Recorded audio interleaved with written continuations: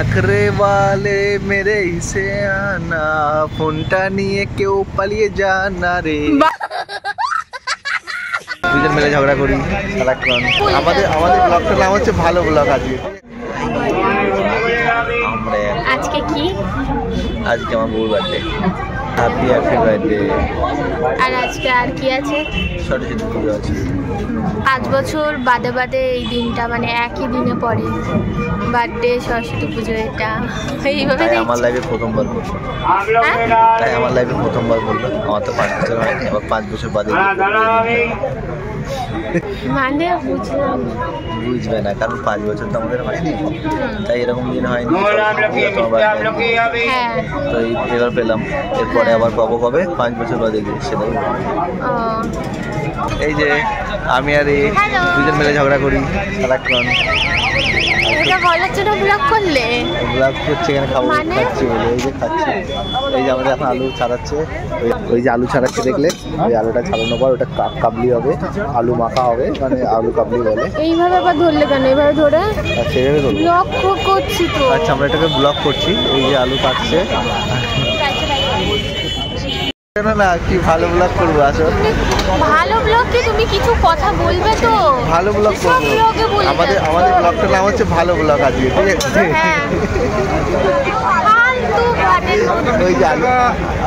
ওই যে আলু মাখা হচ্ছে আলুটা আলু কাবলি খাবো আমরা আমার টক খাওয়া বারণ তবু আমি খাবো আর ও খাবে পাবলি চাট তোমরা দেখতেই পেলে বাবাই আমাকে কিভাবে খচাচ্ছিল আর আমরা এসেছি ব্যারাকপুরে এখানে খাওয়া দাওয়া করে আমরা যাব দাদা বৌদির বিরিয়ানি খেতে দেখো কিছু তো কম আছে দেখো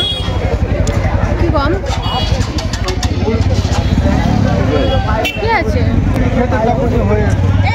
আলু কাবলি খেলাম তারপরে পাবলি চাট নিলাম আর আমরা দুজন মিলে যেহেতু ফুচকা খাচ্ছিলাম ফুচকার ভিডিওটা আর করা হয়নি কি আর করবো বলো আমাদের দুজনের তো কোনো ক্যামেরাম্যান নেই আমরা দুজনের ক্যামেরা ধরি তাই দুজনেই যেহেতু ফুচকা খাচ্ছিলাম তাই আর ভিডিও কে করে দেবে বলো কেমন লাগলো ফুচকা খেয়ে তুমি কেন বললে ঝাল দিতে প্রচুর ঝাল হয়ে গেছিল মিষ্টি দিয়েছি খাও মিষ্টি কুল খেলো প্রচন্ড ঝাল ছিল অত ঝাল কেউ দিতে বলে ঠিক আছে খাবে কটা কুল খেয়েছো তুমি দেখোই নি কটা কুল দিয়েছে ঠিক আছে তুমি নিজেই আমি 10খানা কুল খেতে পারি আমার এই কুল অত ভালো লাগে না 5টা খেলাম মিষ্টি কুল 5টা খেলে মনে হয় বেশি দেয়নি ওই কটা দিতে পারে আর আমি 3টে খেয়েছি 8টা দিয়েছে 10টা কোথায় 8টা আগে নিয়েছি নিজে খেতে শুরু করে দিলে ওতেই পারে কোথায় খেতে শুরু করে দিলাম আমি ওতেই পারে কোনো কুইটা তুমি খেয়ে নিয়েছো আমি বেশি খাই তো না তুমি খাও না আমি জোর করে খাওয়াই মনে আছে ওই লেস নিয়ে তোমাকে বড় লেসটা আমি দিতাম ঠিক আছে যদি তুমি নিজে থেকে নিতে না তুমি কি বলতে না যে আমাকে বড় লেসটা দাওনি नखरे वाले मेरे इसे आना फोनটা নিয়ে কেউ পালিয়ে জানা রে বাহ বাবা কি সুন্দর গান গানটা কেমন লাগলো তোমাদের বলো কমেন্ট করে আরেকবার গাইবে গানটা হ্যাঁ আরেকবার গাও প্লিজ না ফোনটা যখন যাবে তখন বুঝতে পারবে কে নিয়ে যাবে কে ওই দেখো ওদেরকে দেখো যাও ওদেরকে গানটা শুনিয়ে আসো এখানে একজন রিলস করছে ফোনটা রেখে রিলস করছে বলছে ওদেরকেও গানটা শোনাতে হবে